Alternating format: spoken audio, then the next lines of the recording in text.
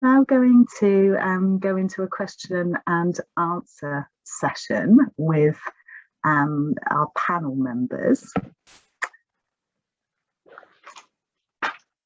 So please,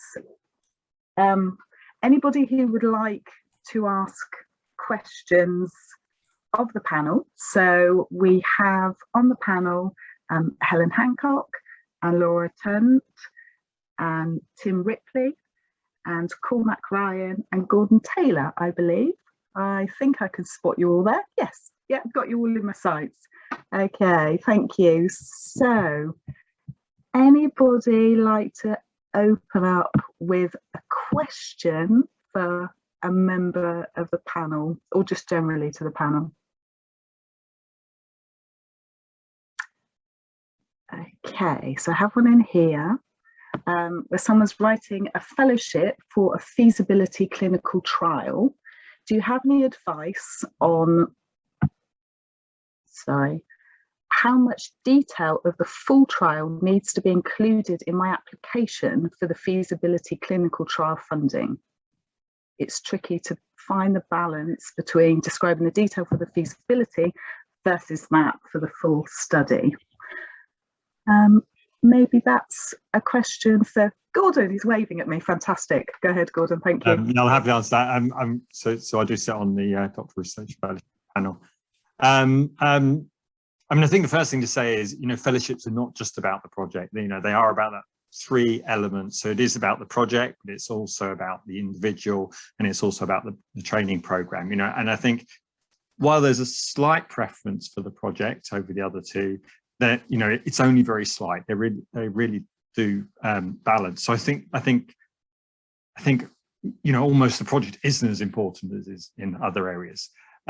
So training fellowships are about training you for the future, and therefore, I do think perhaps you need more about where you're going in there is important. So the fact that it's a feasibility project going on to the next stage of a full project is important.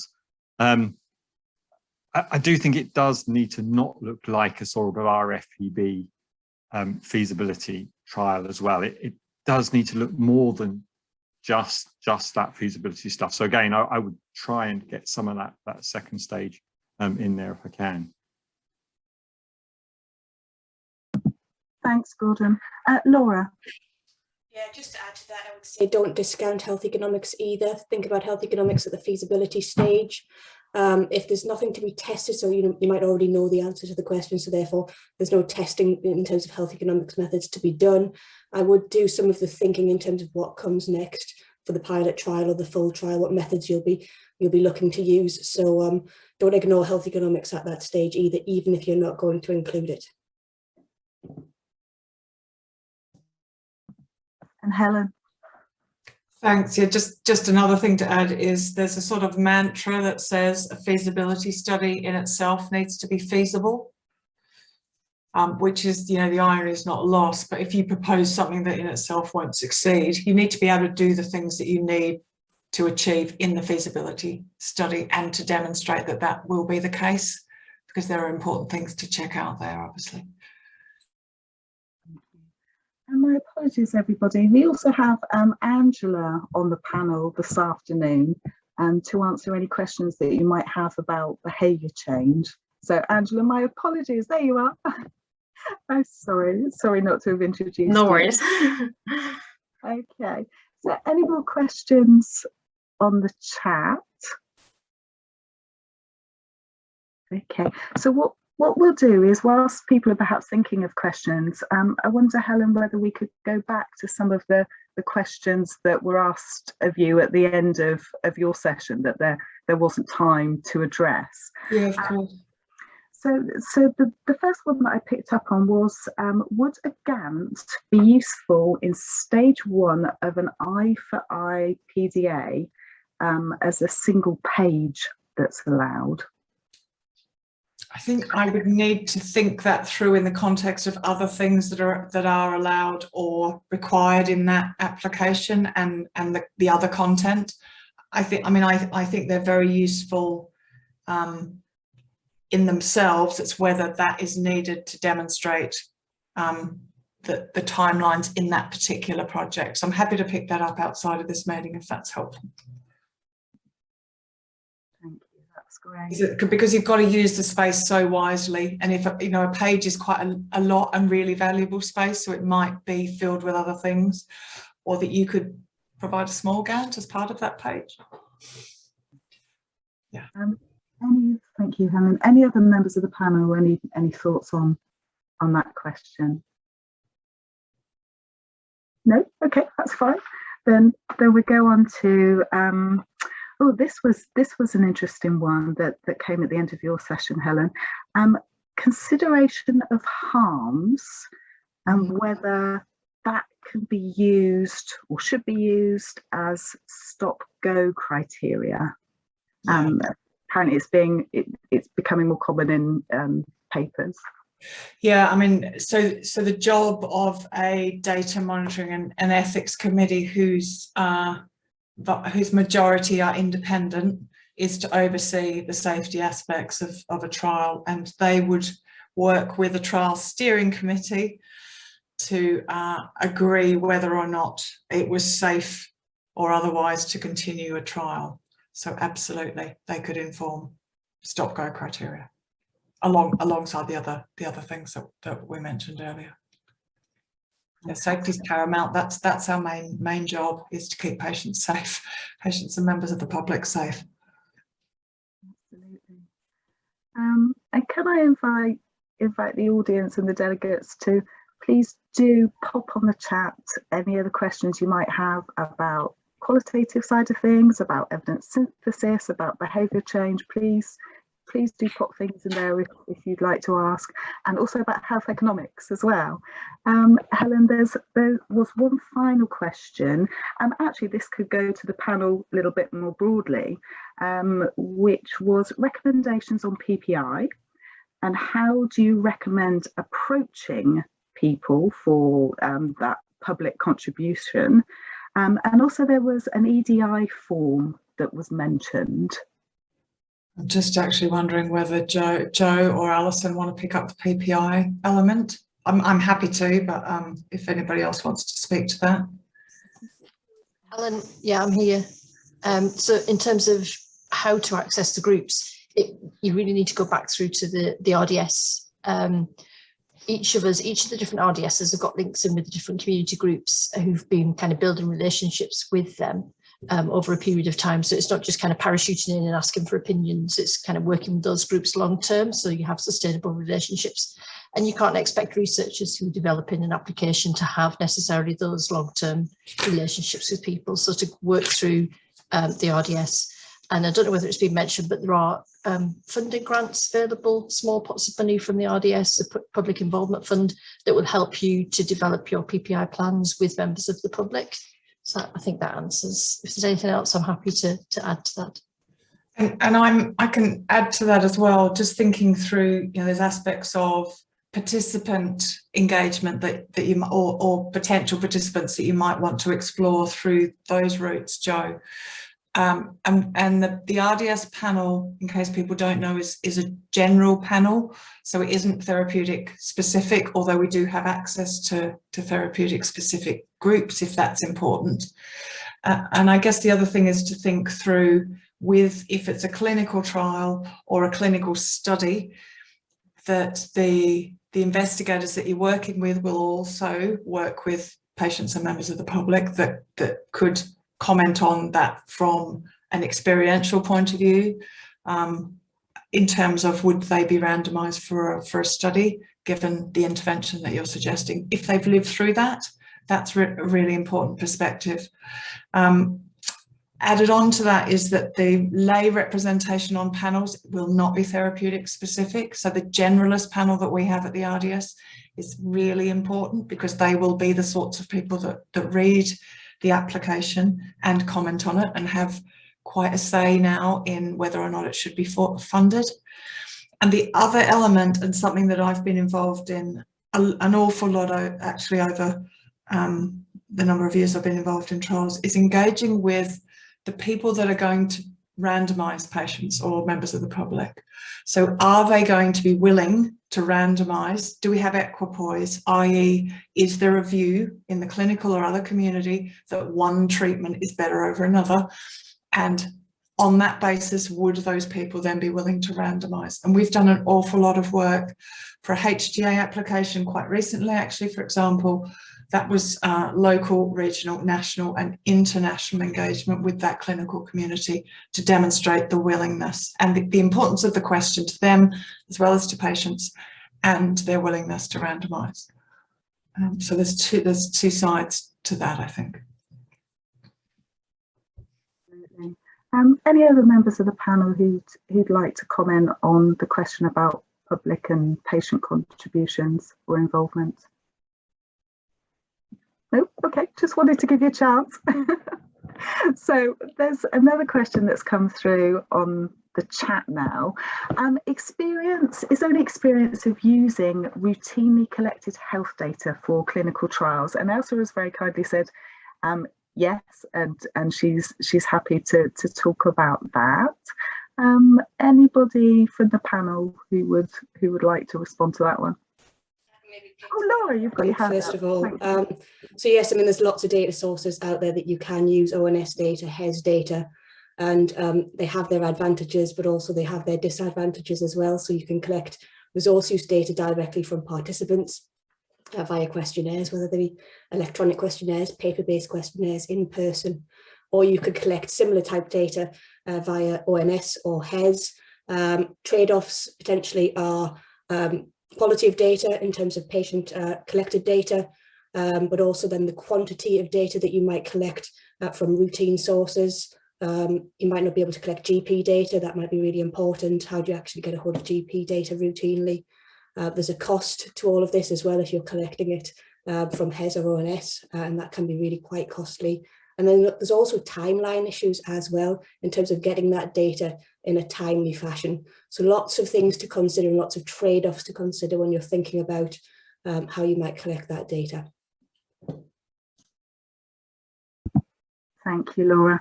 And whilst you're still unmuted, Laura, there's another question that's come in about health economics. Which particular health economics methods or measures would you expect to see on a PHR, so public health research, mental health trial? Yeah, I mean, it's a really tricky one without actually seeing the actual the proposal. So this is very sort of broad brush recommendations, but I think it's about thinking sort of beyond the QALY framework, thinking about sort of the evaluation of complex intervention. There's obviously new MRC guidelines which have just recently come out. So I think it's about thinking outside the box, thinking about how you're going to capture health benefits, but also what costs you're going to include, and making sure that you've got a wide enough perspective to consider those. I know Elsa's here and a fellow health economist. It's always nice to have support from fellow health economists in these questions. So Elsa, please feel free to jump in if anything comes to mind. Yes, I would say that in public health, mental health trial, you would expect as much economic evaluation work as you would in any other NIHR trial. You might look into things like modeling, for example, when you cannot collect resources or have like quality data from patients directly, because it's a different setting. So you might look into other perspectives. So for example, looking at modeling, you might consider different outcome measures like disability years, life years, instead of quality adjusted life. There's other things that you might be able to do. So you talk to your economist early on, try to talk to an economist who's got experience in doing public health trials. I think in mental health actually is very, very common to appraise in just like any other way that you do in any other NIHR clinical trial. It's not that different. So you will have a lot of people will be able to help. And I haven't seen any kind of public health, mental health things that we've worked on. All of them have got quite big health economic components. I'd like to say about the other question on the HES, and I thought one of the things that is been popping up, because we are doing that, we are linking trial patients with HES data and JR in observational data, is that to get the consent for that is a little bit tricky, because you cannot get consent of data that does not exist yet. So if you're thinking about linking your trial patients to follow up them with HES or other routinely collected data, but the data does not exist yet, it's an evolving process. So you have to get their agreement in principle in the beginning, and then when the data actually comes in and starts to build up, then you have to get another agreement.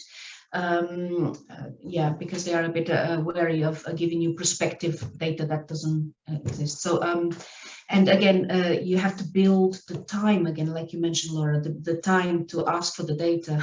You know, you need, the patients have to been through the hospitals or whatever, and then the HQ will have to clean all their data and then make it available for research. So there's a bit of a lag. So it's not always possible when you're looking at trials that are time limited in 4 or 5 year grants, and you have 1 year follow-up, and then you have to wait another year for the data actually to come to then do the analysis. So you need to think about those things quite carefully. And remember to cost it in as well, because that approval process can, Helen will tell you the same thing, that approval process can take an awfully long time.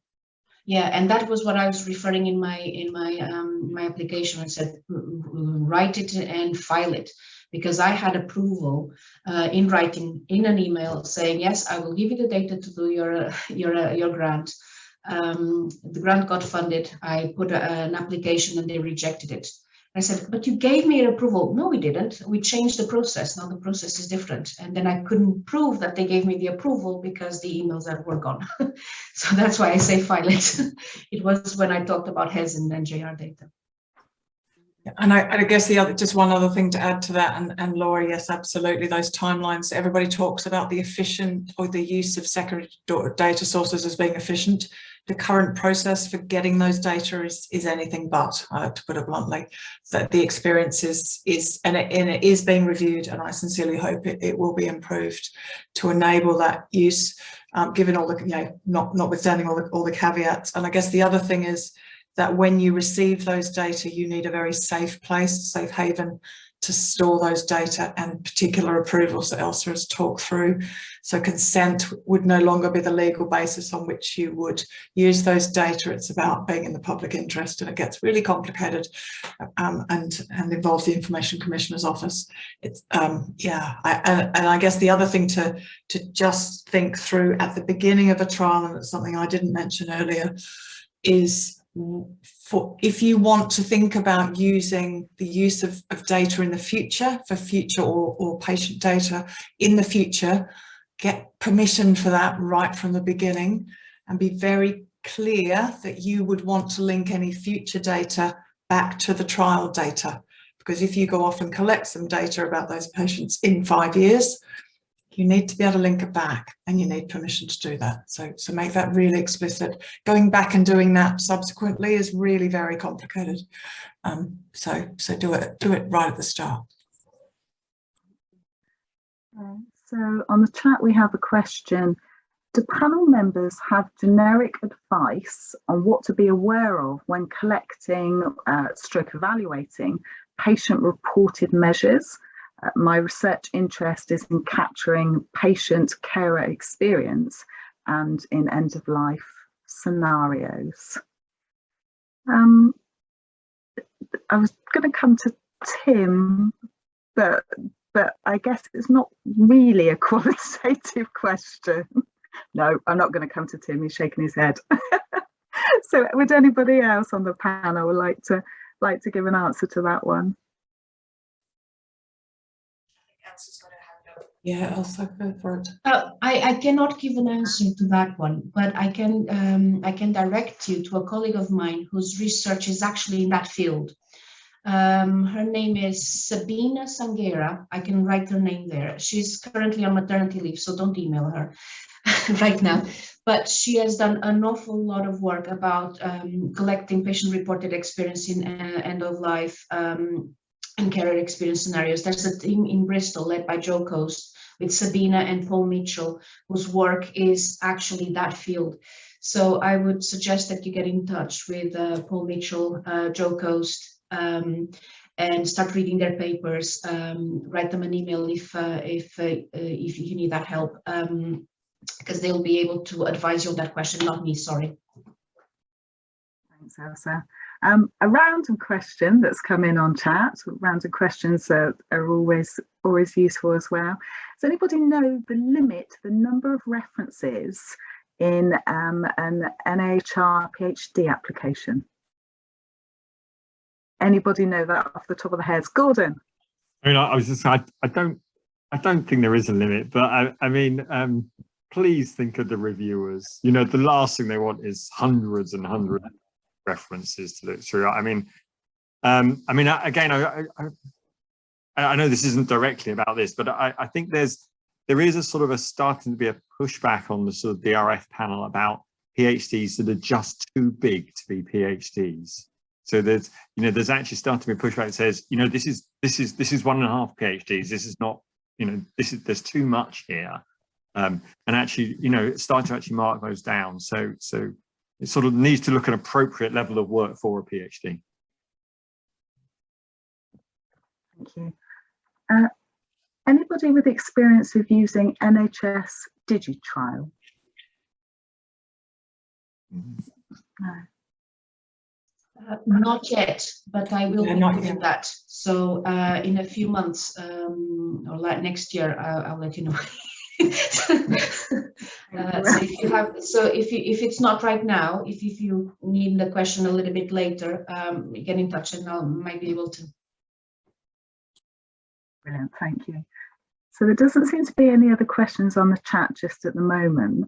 I just wanted to bring in some of our other panel members, and something that's been sort of floating through my head, Angela, was in relation to behaviour change, and I just wondered, kind of, is there a take-home message or a top tip to give to our audience about the thing to put about behaviour change in your application if behaviour change is relevant and applicable? Yeah, sure. I would say if you are including anything that it's related to behavior change, I guess the reviewers will want to see some information on the theoretical approach that you're going to use. But if you're not set on a theoretical approach, which is fine, I would provide some rationale as to why. For instance, you might have a lot of, smaller components of a study that will give you the evidence base to this behavior change, let's call it intervention.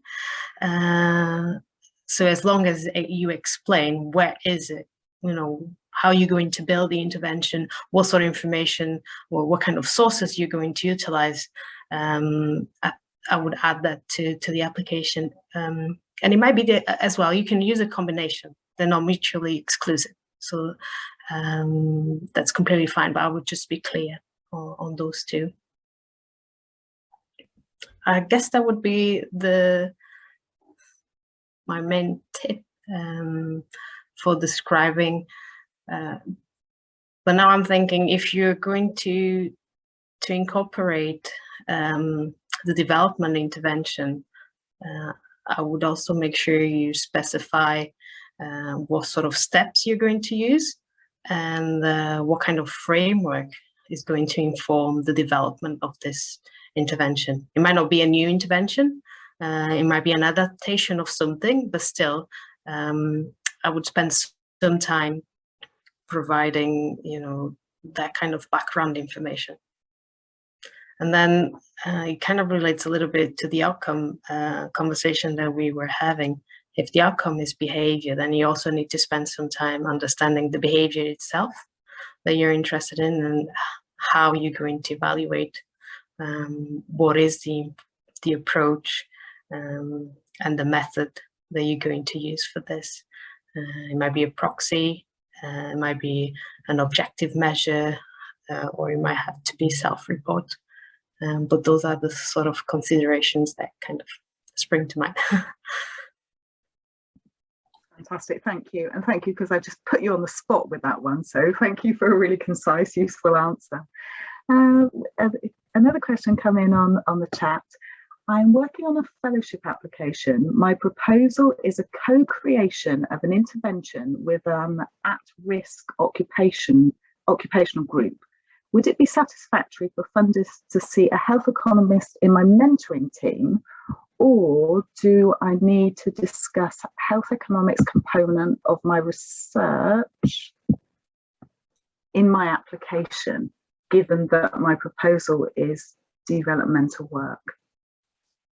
Laura. It's a tricky question to answer having not seen it, but I think it depends on the scope of the work and what you're proposing to do. If you're proposing to do something which is relatively simple, that's done before, using off-the-shelf methods, so you might be using EQ5D, you might be collecting a small amount of resource use data, something that you could do with support of a health economist, but you could drive yourself, then that might be sufficient.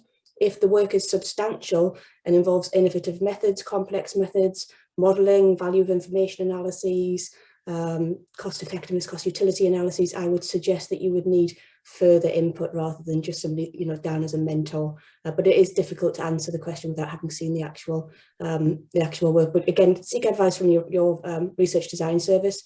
Get in touch, and they'll put you in contact with the relevant people.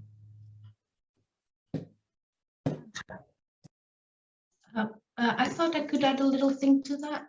I think, a fellowship is more about your development, so it's something that needs to develop you. I think one of the things that sometimes you can do when you're developing an intervention, and that's something I sometimes do in feasibility studies too, it's more than testing the resource whether you can collect data or not, it's actually costing the intervention. So if you're developing something, and your development is, I'm going to give this 4 sessions of CBT or whatever. And just to know how much delivering these 4 sessions on the NHS costs is incredibly useful and information. So you might wonder whether it's worth that to do in your fellowship or not, or I have no idea what you're talking about. So, like Laura says, you need to see. So it needs to be important for your development because it's a fellowship, and see if something like this might be useful for the NHS as well. So, yeah, and that's something that I tend to do in feasibility studies as well. Thanks, Elsa. Angela and then Gordon. Yeah, I was just going to add, obviously I'm not too sure what the intervention is, but just reading development of an intervention, I would probably suggest also consulting or including someone that has expertise in intervention development and evaluation. Just if there is a big component on intervention development, then I think that is important as well. Thank you, Gordon. And I was just going to actually take up Elsa's point as well, and just I think, fellowship applications, they're looking for leaders of the future, and I think it needs, in research leaders of the future, it needs to be clear what sort of person you're going to be in that. So I think how much you can let other people do depends what you want to be. So I think if you want to be about a co-creation type person, then you can almost probably let somebody else do a lot of health economics, and that's fine. But actually, if you want to be where you see yourself in the future is more in that health economic space, then clearly you're going to have to be doing the one doing the health economics. So I think you can let other people do it. Be clear what you're doing. Be clear what you want to become. Thank you. Cormac. Hi, yeah, I just wanted to talk about evidence synthesis with regards to intervention development. That will obviously be a potentially hugely useful way of facilitating intervention development, especially approaches such as scoping reviews can gather extremely important information to feed in to the development of interventions. Just wanted to add that in. That's really helpful, thank you. I'm just going to add to this debate. There is no magic formula for any of this stuff. Calm down, yeah, it's okay. Work with people that are really nice, full stop, yeah. Don't work with someone because you've been told to. That's not what life's about, yeah. So there's a level of it's not about getting everything in place. It's getting it good enough and then having a good amount of luck. Yeah. And don't put it in too early. Put it in a much more kind of slower pace. Put it in when it's right. But it's not about ticking this, this number of words, this number of sections. This is about telling a story. This is what a grant is. Yeah. And a story that's really accessible and that makes good practical sense. And you've got to bear in mind that the reviewers will be probably reading it at Friday night very late. Is it very clear and accessible? Yeah, that's not about being simple, it's about being clear. So you can't tick everything, and no matter what, one reviewer will come back and say you haven't done X. Well, this is the way the world works. We can't do everything, and it comes back to what was talked about earlier by Gordon. There's got to be a bit of modesty about some of this stuff, specifically around fellowship applications. There was a time when, yeah, it was 3 or 4 fellowships in one, but yeah, it's okay, kids, calm down. We just need to, it's not about doing everything at the same time, and it is thinking about, where do I want to be? If it is a fellowship, what are the kind of core elements that I want to learn about next? Not because you've been told, because I'm going to be rude to all the health economists. It's a weird world they live in. Yeah, they do weird things that lots of statisticians don't make the same assumptions about. Yeah, it's the same for quantitative researchers. It's a weird world. There's lots of different types there. It's okay. So yeah, so there's my general, it's okay, calm down, just work with nice people. I love that. Thank you so much, Tim. I'm so pleased. You did have chance to say something after I asked you to answer a question that was completely inappropriate. So thank you. It's all okay. So I'd like to thank you to all the members of the panel, and thank you to you as delegates for all the questions that you've passed to us.